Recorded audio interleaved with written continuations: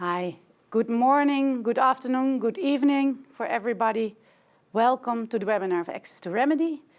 Thank you for joining us, and I saw some familiar names in the list. Thank you to see you again. This is the second webinar after our trainings in Latin America, Africa, and Asia, and we want to talk today about access to remedy. Based on our questionnaire, you thought this was an interesting topic, so we will give a small presentation from the Food Covenant about access to remedy and grievance mechanisms. As you know, this is facilitated by the Responsible Business Conduct Food Agreement, and all these partners are contributing to this webinar today. My name is Eva Smulders, and I work for CNV International. For those who don't know me, I'm an expert on business and human rights, and I mainly focus with my work on multi-stakeholder initiatives, and that's also why I want to give the kickoff of this webinar. We have two main goals today. One is the introduction on the topic, and second, we would like to know also from your side, as experts and facilitators locally, what is your experience and how do you see your role in the future on different complaint mechanisms and remedy processes in the future, and maybe also your experiences already now. And like I said, I will give us very small introduction on access to remedy, just some general things that are also dealt with it in the trainings and maybe also within other webinars you followed during this whole trajectory. Then we have Seljan to have the company perspectives, and we have some perspective from Marieke Leegwater on the standards. So we have different angles that we will deal with. And then at the end, we want to know a bit more about your ideas, about your role as an expert locally. So let me kick off. And we always kick off almost with the UNGPs, because it's our main framework on responsible business conduct. And also the UNGPs are talking about access to remedy. There are three pillars, as we all know of. One is the state's duty to protect. Two is the corporate responsibility to respect, so that are the companies. And three, the need for greater access to effective remedy, so both judicial and non-judicial, for victims of business-related human rights abuse. So it's mentioned as a separate pillar within the UNGPs. It's a very important topic, and we see it growing on importance also because of legislations coming up and new standards being developed. The second model we're always talking about in our trainings is the 6 steps approach of the OECD guidelines for multinationals. As you can see, the 1 to 5, we have discussed them all. I'm not going to all the theory, but the 6th one is provide for or cooperate in remediation when appropriate. It means that as a company, when you follow the 6 steps, when you identify risks, when you identify also adverse impact of your operations, you have to act. And the form you have to act depends, of course, on your relationship, again, with the impact you are provoking. Remedy, very shortly, is if individuals or groups that have been harmed by business activities have a right to remedy to restore the situation they would have been in before the impact had occurred. So it's really, you try your best to reverse where possible or compensate.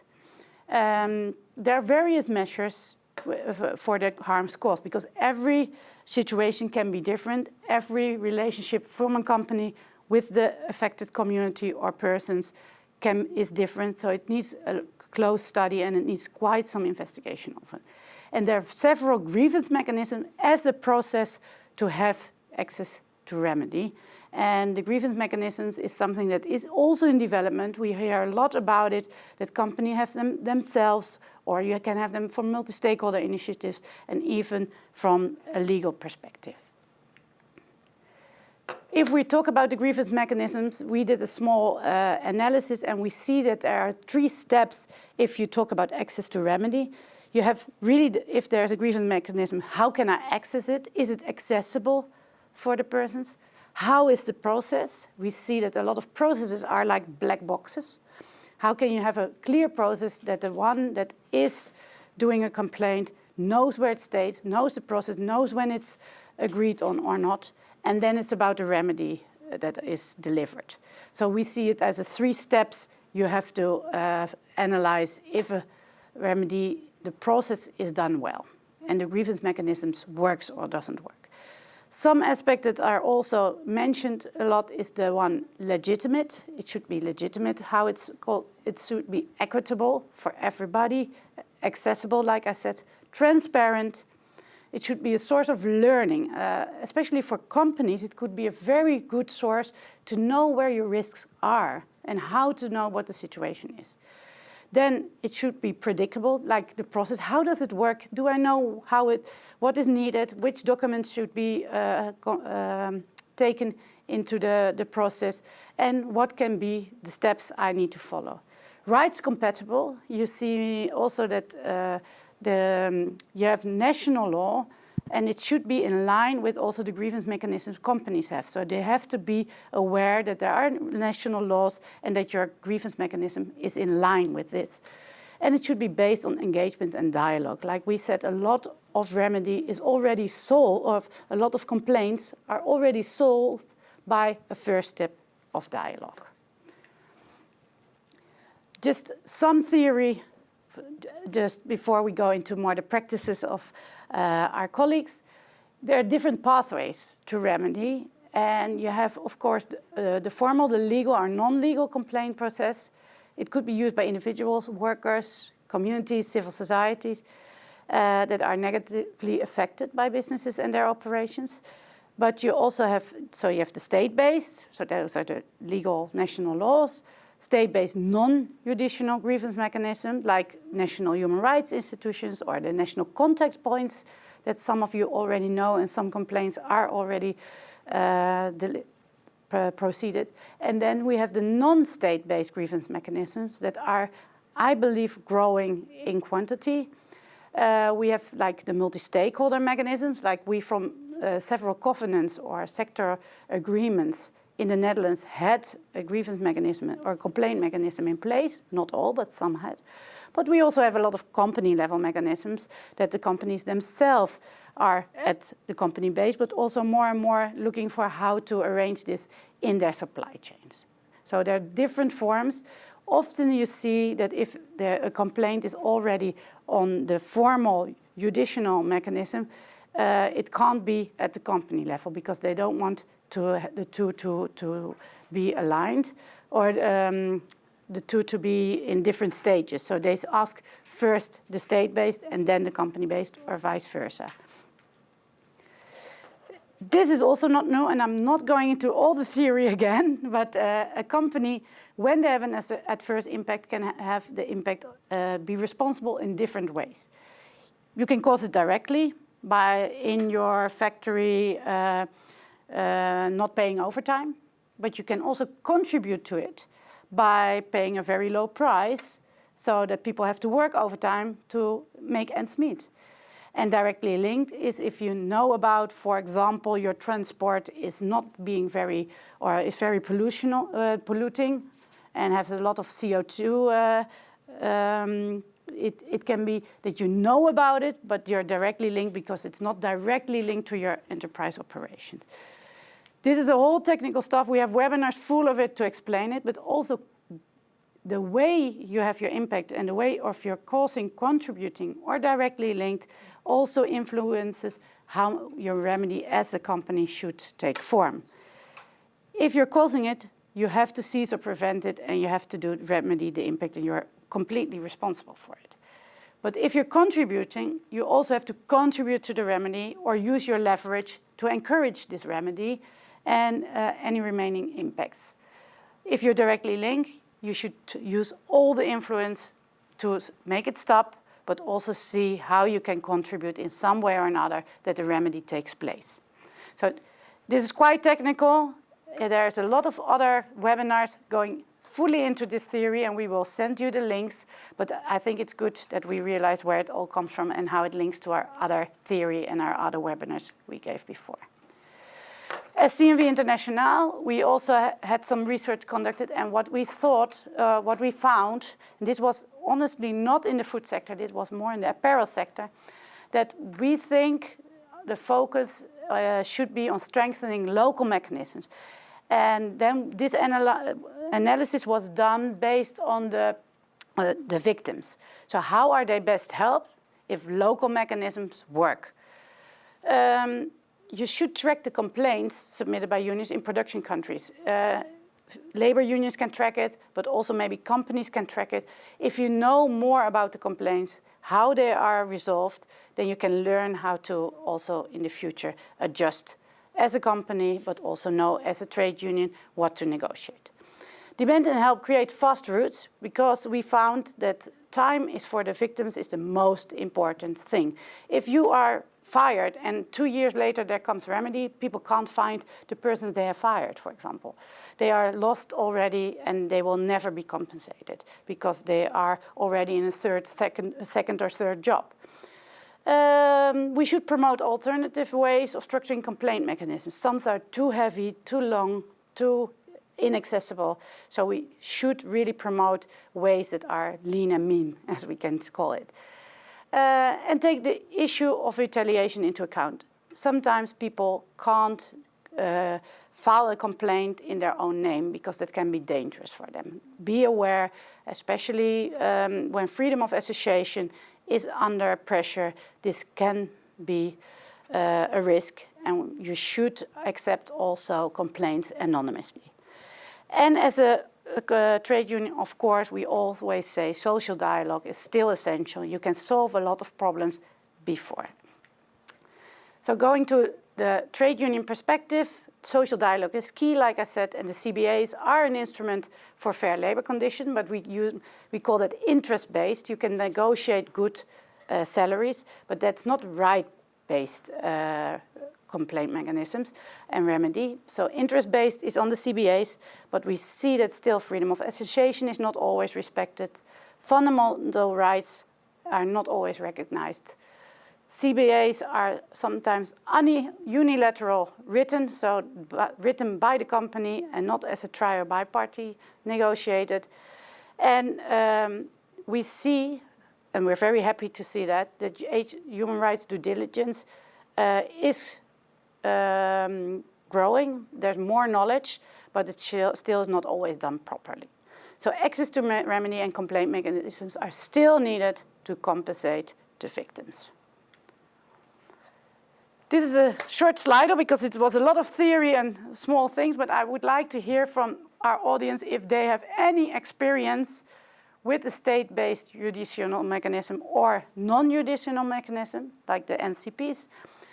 Do they have experience with multi-stakeholder or standard mechanisms, or do they have any experience with non-state company level mechanisms that they filed a complaint? Anyone which has experience with complaint mechanisms and access to remedy, and then in what kind of experience? So please use again this slido.com or use the QR code, and I really would like to hear your answers, where your experiences lie. Thank you for your answers.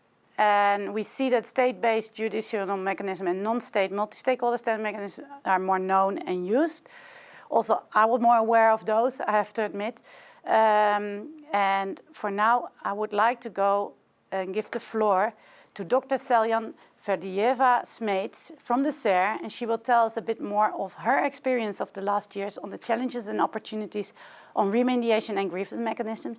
She's working a lot with companies on different multi-stakeholder initiatives and has a lot of knowledge on this topic. Seljan, I give you the floor and you can click for yourself the PowerPoint. Thank you. Good morning, Eva, and good morning, colleagues. And happy to be here. But before I begin, a few words about which organization I represent. So Sociaal-Economic Council is an advising body of the Dutch government and parliament. And and we are providing advice on economic and social issues, but along with that, we also facilitate sectoral agreements. Food product agreements is one of them, but we also have a few other sectoral agreements, and within those sectoral agreements, we provide advice on due diligence, human rights due diligence to companies, on how to improve them. And a part of that work is actually regarding access to remedies. So we see how the grievance mechanisms and remediation processes of the companies work. So from that perspective, we are in very much close connection with companies, and we see what kind of challenge and what kind of good practices there are in different sectors. And in today's presentation, I will dive into that. I first will talk a bit about how the current processes look like. Then I will go into the challenge that different sectors regarding remediation and grievance mechanism encounter. I will talk a bit about emerging good practices, and I will close up mentioning how experts from different countries can contribute and what kind of resources there are out there that can also help you in that. So to begin with, Eva already mentioned about the access to remedy ecosystem, but it's also important to mention that the remediation or the grievance mechanisms that companies have can be actually in two ways. The grievance mechanism for your own company activities and grievance mechanisms for your supply chain. And what we noticed that, for example, the complaint mechanism or remediation mechanism, if you can name it, for the company's own activities, that's not a new concept for most of the companies. And we see that many companies have different channels for receiving complaints from their own staff or from their own consumers or from the people to whom they sell their products and services. But when it comes to the supply chain, it becomes more complicated for them. And within the supply chain, it's also depending on the tiers, it gets even more complicated. So if you are talking about workers, for example, from your tier one, that will be your direct suppliers. Many international companies already have grievance mechanisms in place, but when we go to lower tiers of the supply chain to, for example, mining, or where the products, materials and the minerals that we need for the products are actually mined and manufactured, the grievance mechanisms are not that effective, or they're not functioning, or actually there are not many. So that's one thing to take into account. The second thing to take into account that what we see in the past and what we see now is that in the past, this kind of grievance mechanism, they were a bit functioning in a vacuum, in a way that companies would receive complaints, they will be handled or not handled, but it wouldn't be really be part of the whole due diligence system of the companies. But what are we seeing now from our conversation with different companies, that they're actually trying to get all the feedback that they receive from the grievance mechanism into their own due diligence, and to look and to see how it can actually change company perspectives, company policies and procedures. And the third thing to mention that it's normally when we talk about access to remedy, we think that the company has one grievance mechanism, but in reality, it's not like that. Companies have different channels through which they receive the grievances. For example, it can be from the trade unions, if the company has one. It can be through the audits. If a company goes audits its suppliers, it can see what's happening in there, for example, within the factory. It can receive grievances through those audit processes. It can be through your supply chain grievance mechanism. It can be, for example, in your conversation with different human rights defenders or different communities in your own activities or your supply chain, that you can come up with different complaints. So from that perspective, many companies actually, and the bigger the company, that's the most likely that there are different channels that they're using it. And and that complicates the process. Um,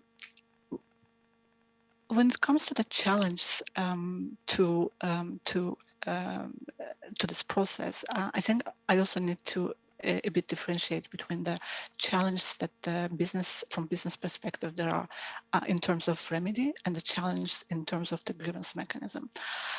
In terms of remediation, I think that's the most important aspect is that what we see in different sectors is that companies do not think about remedy until after negative impact happens.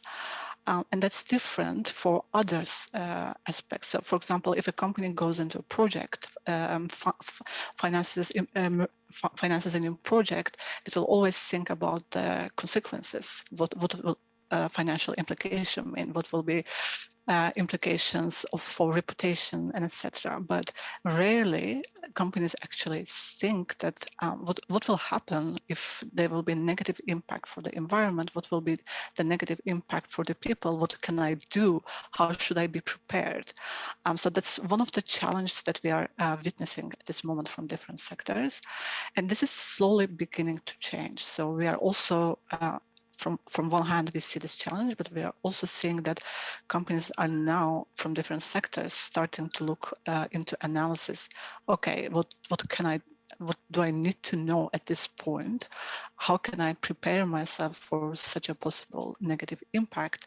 And what can I do now to make sure that I have necessary processes in place if it happens? Having said that, it's also a bit being prepared also means that companies need to have an analysis into the impact and their activities. So what Eva already mentioned, expectations of remedy differs when you cause, when you contribute to, or when you are linked to a negative impact. But that relationship is also fluid. So it means that you can be linked to an impact today, but it can change tomorrow. So there should be constant monitoring. And what we are seeing with companies, in fact, that most of them do not really look into this analysis. And when they do look, they find it quite difficult to do such an analysis for the deep down their supply chain. So for your own activities, for their own activities, it's easier to look and analyze and see whether they have cause contributed to. But when it comes to the activities of their direct suppliers, of their indirect suppliers, they don't necessarily always have that information, and that's because that in many sectors the transparency regarding the supply chain is not that high. So for some sectors, it's in a more advanced stage. For example, when we look at the textile and garments sector, you will see that the transparency level about your supply chain is actually quite more advanced when you look at, for instance, renewable energy sector or oil and gas sector. So from that perspective, we are also seeing that, for example, the supply chain grievance mechanisms in sectors where there's more transparency is also more in an advanced stage than to sectors where there's not such a transparency. And lack of transparency also plays a role on how the companies can have leverage or use their leverage on their supply chain. When there's no leverage, they also find it difficult on how to change the irresponsible business practices in their supply chain. Most of the time we hear from the companies saying that we know there's something happening in our supply chain, but we are such a small power in compared to the supplier, and we are in fact scared of bringing these topics into conversation because we are afraid that we will lose that supplier and then we will run out of the business. And what we are telling to those companies that this is not about if you as one company go and have that conversation and if you're afraid that you don't have that leverage, it doesn't it doesn't free you from responsibility. If you don't have the leverage, it means that you need to go and build that leverage, and you can't do it on your own. So it means that you need other actors from your supply chain. It can be other companies, industry associations. It can be other civil society organizations, other players that can be helpful. So not having a leverage doesn't free you from responsibility, but it just means that you need to go and build that leverage, and the multi-stakeholder initiatives or the other industry initiatives are a good way to start on that. And another challenge that we are seeing is that when companies think that they haven't caused or contributed to negative impact in their supply chain, they don't they don't have to provide remedies. So in cases when they are not linked to negative impacts, they feel like they don't have to do anything. And the problem with that approach is that most of the negative impacts do occur in the lower tiers of the supply chain, but those who are causing such a negative impact do not necessarily have the knowledge, capacity, or resources to provide the remedy, or they're not committed, or they don't feel obliged to do that. And the responsibility for remedy is a shared responsibility. So we always tell the companies that it doesn't matter if you didn't cause or contribute to, but if you see that there's such a negative impact in your supply chain, you need to work with your suppliers to remedy this situation. And working together, it can be in different forms. You can work with your suppliers to strengthen their own grievance mechanism, their own remediation processes. You can help them, give them advice on how to improve it, how to make it better, how to strengthen their worker remediation processes. You can give them trainings, and different companies do that. For example, we were talking with one of the companies in our latest webinar, Chibo, and they were telling how they've built this strong relationship with their suppliers, and that they encourage their suppliers to have their own grievance mechanism, and they actually tell to their suppliers that the more grievances come through your mechanism, happier we are, because not having a complaint doesn't mean that there's no negative impact. It just means that workers do not trust your grievance mechanism, or they're not aware of your grievance mechanism. And we will stop the relationship with the supplier only if there are systematic abuses. But we're not going to stop relationship when we see that there's complaints. We are proud to see that our suppliers are actually taking action on those complaints. They're working on it to solve them. So, and that's the approach that we are actually encouraging, that the brands, the buyer companies should work together with the suppliers and shouldn't just put the responsibility on one company, but share the responsibility together. And another challenge, and the last challenge, is regarding the awareness and trust in grievance mechanisms.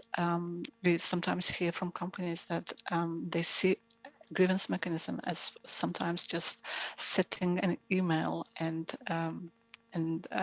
that would be it. And sometimes they say, yeah, we have an email, but we're not receiving any complaints. And we always tell them, if you don't receive complaint, it only means the fact that stakeholders are not aware of your grievance mechanism. And so it means that you need to build awareness, and that means a lot of trainings, a lot of information sessions. The textile collective grievance mechanism of International Accord, for instance, one of the success factors for it was that they continuously provided trainings and awareness raising sessions in order to make sure that the workers understood availability of such remediation process.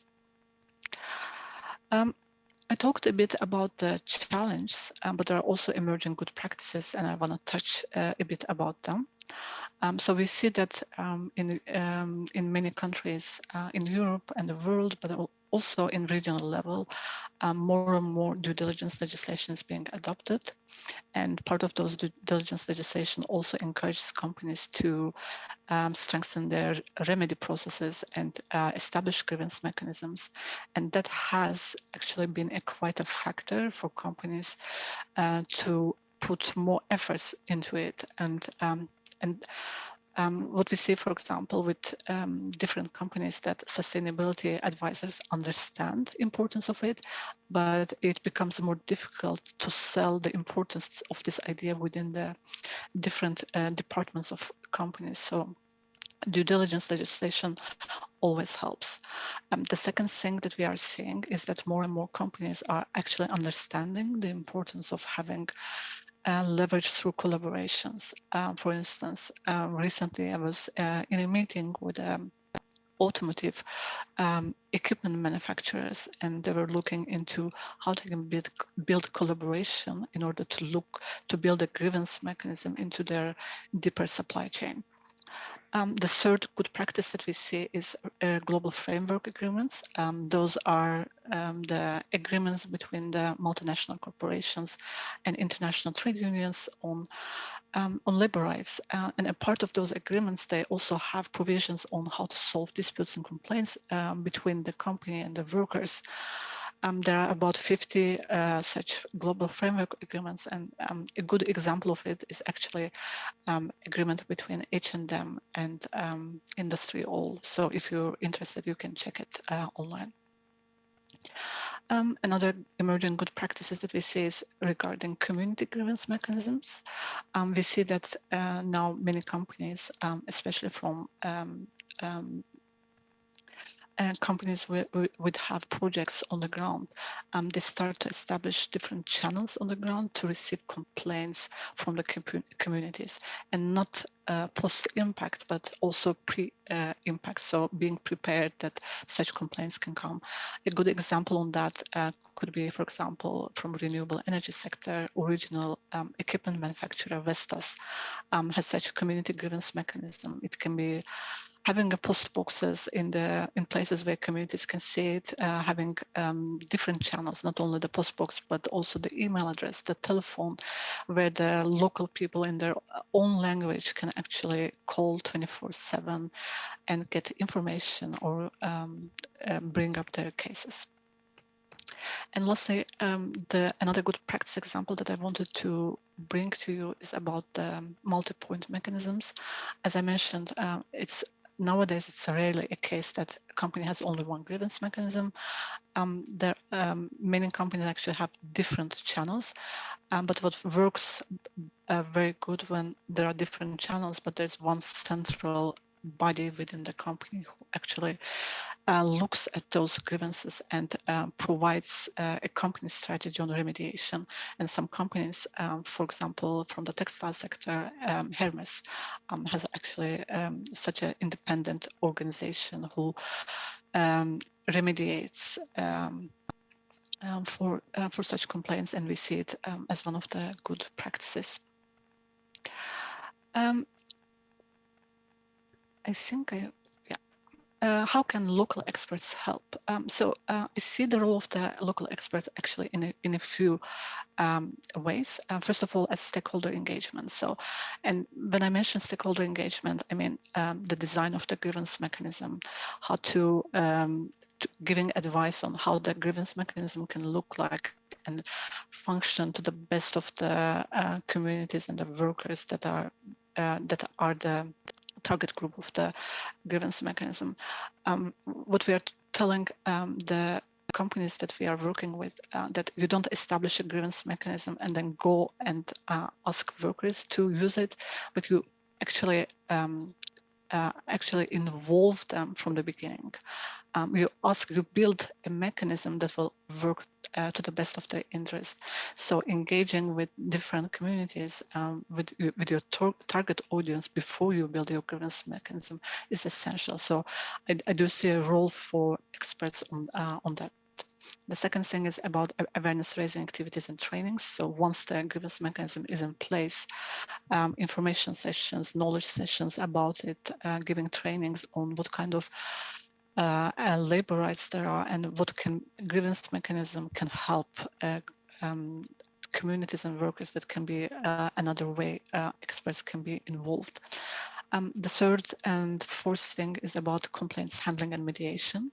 The company grievance mechanisms are mainly should be actually on dialogue and mediation and good practices, and the experts, local experts from the countries where these grievance mechanisms are functioning can actually be used for this purpose between the workers, between the communities and the company. And lastly, about the monitoring of the results achieved. So if the remedy is being given to a affected stakeholder, after some point, it should be also monitored to see like what's the effect of that remedy. If the negative impact is still occurring, it's continuing to occur, what can be done? So the monitoring of the results of the remediation process is from that perspective is also important. And lastly, I've also wanted to give a bit of information like what are out there that can help experts to gain more knowledge on access to remedy. First of all, the sectoral agreements that I mentioned, food products agreement, we already know. A few other agreements also have a lot of knowledge and expertise on access to remedies. Some of this information are also public on the websites of the sectoral agreements. And we also encourage all the companies from different sectors to join forces within these sectoral agreements. This year, SER with its partners is planning to prepare 4 webinars. 2 of them is already been held. The first one in March, the second one in June, and there's 2 more will happen by the end of this year. We encourage everyone to actually log into this webinars and listen. And the webinars provide immense information about what actual remediation processes from company perspective look like. And lastly, I also wanted to say a few words about Open Supply Hub.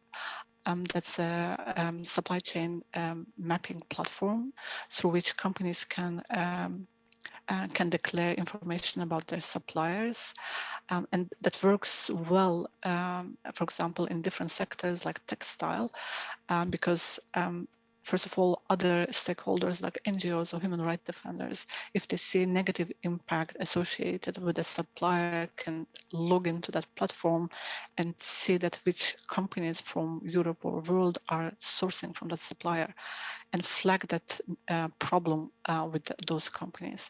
And that's one example. And from the second example is that companies themselves, if they see negative impact associated with a supplier, and if they don't have leverage, they can go through the Open Supply Hub and look for the other companies who are sourcing from them to build such a leverage.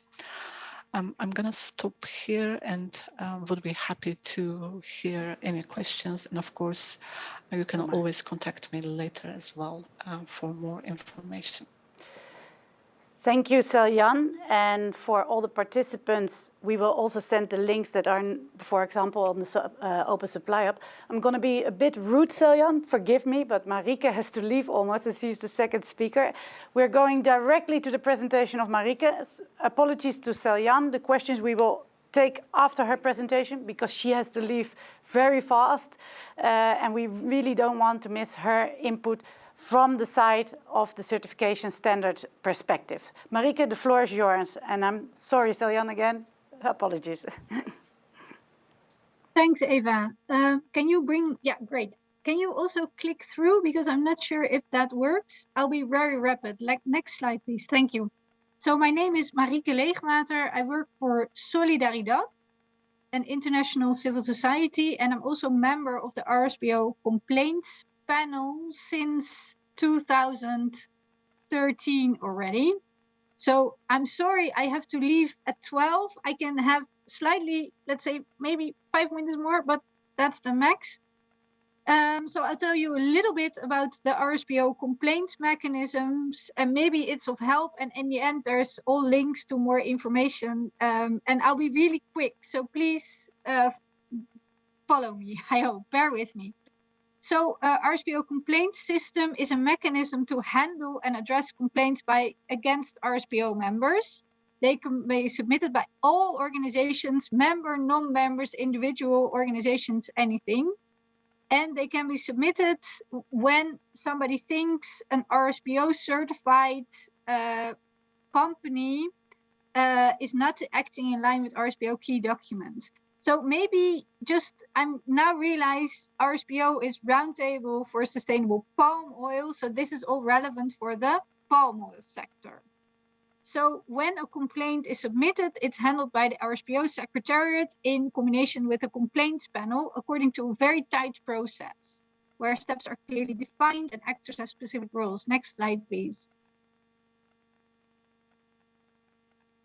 Thank you. So this is a process flow, and you can also find that online. It's really relevant. Timelines are defined for, let's say, what happens after submission, reception. There's an initial diagnosis stage. Then it's looked at, our key rules breached if the case is true. So, and this you can also find online. Next slide, please. So to date, there have been 149 complaints since 2009. 163 are closed and 31 are open. All cases that are open and also the closed ones can be found in the RSPO case tracker, and you can find all documents there. Next slide, please. So yes, this one, learnings. Eva asked me for learnings. I've been in a panel for 10 years now. So lessons I would draw by now. It's really important to clearly define procedures, timelines, and responsibility. I think before 2017, RSPO didn't really have that. So in 2017, the CAP, Complaints and Appeals procedures was adopted. And that really improved the procedures and the process, and it really clearly defines everything. It's really important to organize impartial budget so that, in our case, the complaints panel can decide when do we need an independent investigation, and there are resources for that. And it's important that the panel or the group has a clear and strong, let's say, enforcement authority or power. So, for example, in RSPO context, companies by now are really fearful when the certification license is suspended. They feel very threatened. Their value is threatened. So that leads to a very desire to act. And this system is really helping to drive improvements because, as complaints panel, we often decide things like, your certification is suspended and it can be lifted when these following actions are complied with. So X is a list of actions. And we see, and then we ask companies for quarterly reporting against that action list. And we really see that helps them to be really committed on their improvements. In our panel, we now, over the years, found that sometimes we struggle with how does it work with legal systems, how do we interfere with that, and what happened in the certification procedure. So another learning is that legal and certification knowledge and expertise in the panel is really helpful. And finally, it's important to think about transparency. So when is a case made public? Next slide, please. So I think, when I thought about learnings, I also realized as RSPO, we also still have a lot of challenges, and that is like accessibility. So how do we ensure that remote groups can also access the system? Because, we have a strong feeling that only the tip of the iceberg reaches the system. And another thing is like, quite rapidly you enter into troubles around communities that don't really have access to good reading skills. And so how do you make sure that communities have the resources to really understand that they can act upon and understand what the companies are required to do and how they can, make use of their rights. Another challenge is the protection of the identity or the anonymity of the complainant. So sometimes complainants want to remain anonymous, and we need to protect that in our systems, and that can really be quite challenging sometimes, but that's a thing I think RSPO also needs to work on. And the other issue is what we call in RSPO context is frivolous complaints. So we see that there's an opportunity for NGOs to start complaints, and then they can enter into a negotiation with the company, and then they have kind of a pressure point to say, oh, if you do this, we withdraw the complaint. And often, that involves a payment of the company. And that is a bit of a, let's say, upcoming business model that we seem to recognize, and that I don't think is a really good development. And it's a bit of a, so we need to think, like, how do we make sure that if there are real issues that NGOs bring up, they are not kind of easily parked because an NGO is paid, something like that. So next slide, please. So here I put all links to more information. So all the documents around the RSPO complaints process can be really well found online. Or for example, who's in the RSPO complaints panel and how that works, the RSPO case tracker. And I think I put also there for you a presentation that's held in RSPO RT last year with learnings on one particular NGO, a complaint case in palm oil that lasted, I think, for, I would say, 30 years, I think, and that was eventually brought to a close. And it contains really, I think it's a short slide deck, but it's really inspiring, I think, to look at and learn. Next slide, please. So thank you so much for your attention. I hope this was useful. Final note, the complaints panel meets every month, and sometimes we have ad hoc people, and it absolutely needs more people, in particular social NGO representatives.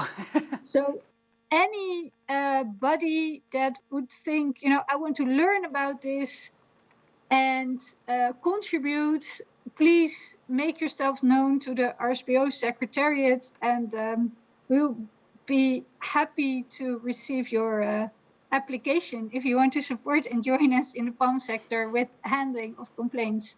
Thank you very much. Thank you, Eva. I need to run now to another meeting, and I hope you have a good rest of the session. Bye-bye.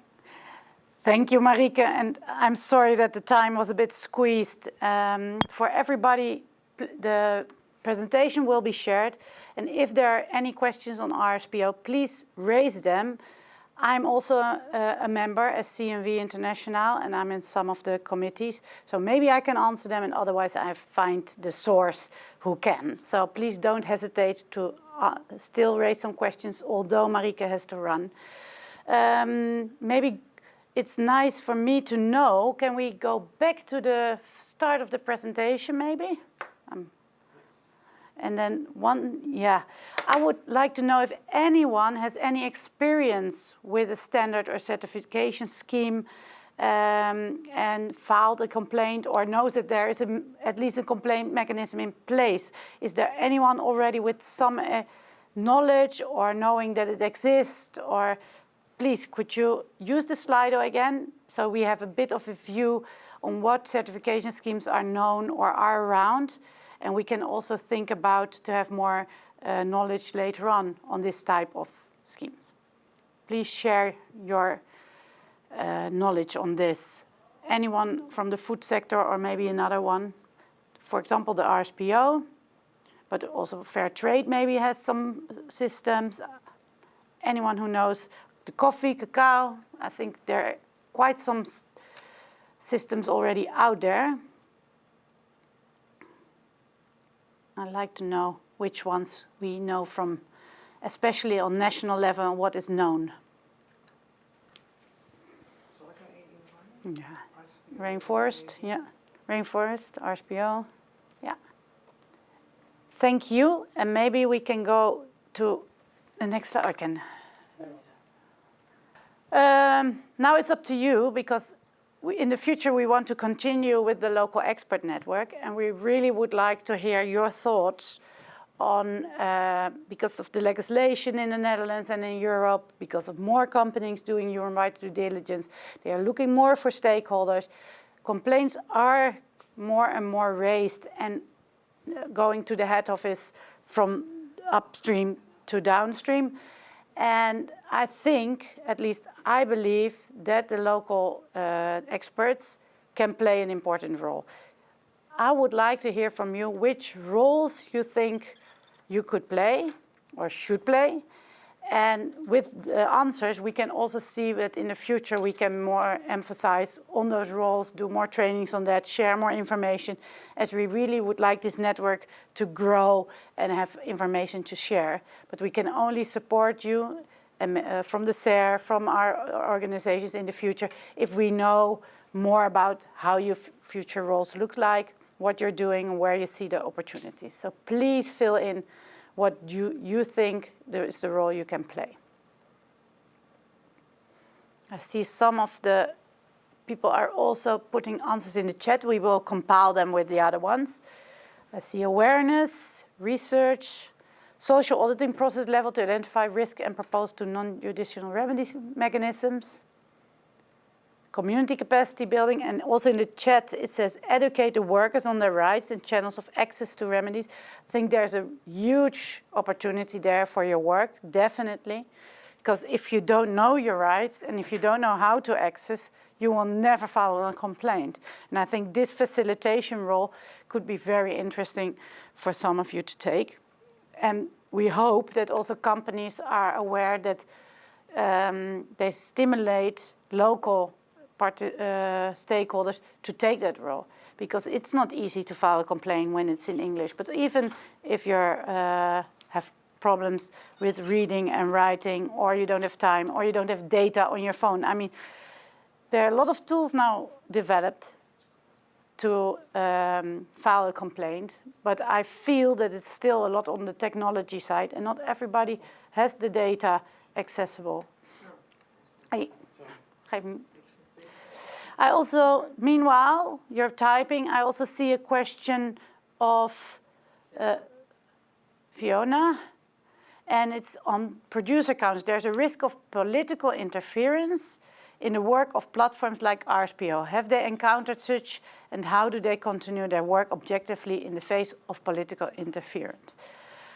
For me, it's important. I will forward this question also to Marieke. We know that politics are everywhere, so I'm not surprised by this question.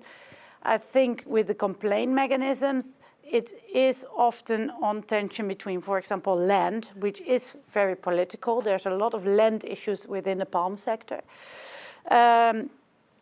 What I do believe is that the committee, the complaints panel, is objectively and can objectively look at the complaint. But of course, I don't know how the complaint is filed, and they always do a lot of analysis. That's why it takes a long time. I will forward it for more details because I'm not on the complaint panel of RSPO. But yes, it's often very sensitive and politically influenced cases. Thinking of land, of minimum wages, of labor rights. So I will forward and you will get your answer. Een seconde. Maybe this is Dineke. Maybe Eva, I can add also something. Especially also in the mining industry, it can be very political. We have examples of Australia where Chinese companies are going to mine, and then already you see that complaints are filed, but also the activities are starting already. And there's a big, how to deal with this really is an issue. Yeah. Thank you. I have sound? Okay, thank you, Dineke. Yes, in the mining sector, it's also because it involves huge communities. You always have political aspects involved, and companies don't like to wait 1 or 2 years before. Traditional rights. And traditional rights are often at stake, definitely. Just to go through the list a bit, and for closing this webinar, the lobby is a very important task. I think it's not directly as a complaint, but it is to lobby, for example, directly at company level and show them the complaints that are at stake. It can also be lobby to the government, of course, and here on the EU level. So lobby is an important like parallel activity to a complaint that is issued. And you can lobby for better complaint mechanisms, of course, also at the advocacy that goes together with that, and the facilitation role to educate workers on their rights. We already talked about that. Support brands. We are supporting brands a lot, but we also call for their responsibility. Often brands, we had a case, and I didn't realize it in the beginning, but some people said they had a complaint mechanism in place, but it was complaints of food being out of date, not so much complaints of the risk of the workers in the value chain. And so there's a lot to learn, and also a lot of language still to learn. It has a lot of legal aspects that make it quite complicated, and also I can express myself, I'm not a juridical person. I didn't study law, so I'm more of how does it work? What's the process? Is it clear? Transparency, those kind of issues. But you need often, like Marike also said, some knowledge of the legal facts and of national law. Yeah.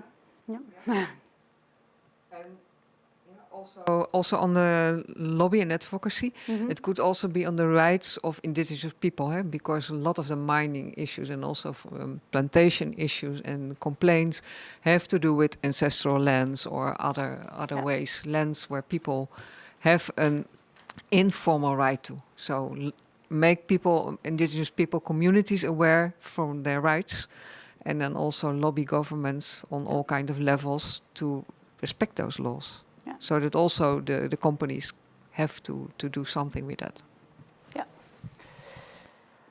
I also see close monitoring. I think monitoring, maybe we even forgot that word because we're thinking of the access process and then the remedy itself. How is the remedy done? Was it fulfilling? Follow up on that. That should be also part of the process. And that's also why it's very linked to the step 1 on the OECD cycle, where we see that the processes should be in place at company level, and how do they monitor the solutions.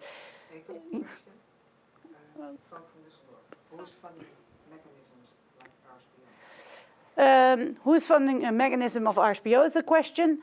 RSPO itself has memberships. So RSPO itself is funding part of the mechanism. And I know that, for example, as a member, often the roles in the committees are voluntary. But if there's a research done, it's a separate fund from RSPO itself. RSPO has a lot of memberships, so they are, between brackets, quite a rich organization and can do the follow-up. Smaller standards and brands probably encounter limits, but RSPO has quite a huge member base because of its plantations, its traders, its NGOs, it's the larger brands, consumer brands. They are all member of RSPO, so they have a lot of resources relatively. I think we had all, and the active pool, we are going to use it for also our proposals for the future, how we think the local expert network can be linked more to the companies. And maybe it's time for one of the last slides. Shall I do it myself? Yes, I can do that, I think. Because one, there will be some more webinars on access to remedy, like Seljan already mentioned. And we will also send you the invite or the links when they are. And I think those webinars are a lot more technical and have a lot more theory and go a lot further into the theory of access to remedy. I also recommend to view the first 2 that were already done there. You can find them on YouTube, and I will share them also. And then last but not least, we have this online event together with companies on the 6th of July. This is also within the sectoral agreement on food. And there we also will address several topics, and we hope you can join us. But we see it as a closing event from this cycle, but we are busy how to give this local expert network more follow-up. There's a lot of interest in the Netherlands from institutions, organizations, and companies to see how we can link the knowledge from you to the activities of the companies in the Netherlands doing their HRDD, their human rights due diligence. And they are interested how you can facilitate, support them, especially on the stakeholder engagement on local level, risk analysis, and also on access to remedy. You can be a very important player. We will come back with that because we are trying to find out how to give this more a sustainable character. For now, I thank you a lot for your presence. I thank Seljan for her presentation. I think it was enlightening. And I think Marieke, of course, who has left us already, but also for her knowledge on RSPO. Hope to see you again on the 6th. And otherwise, we stay in touch and we will share with you all the information that is available. Thank you so much and have a good day.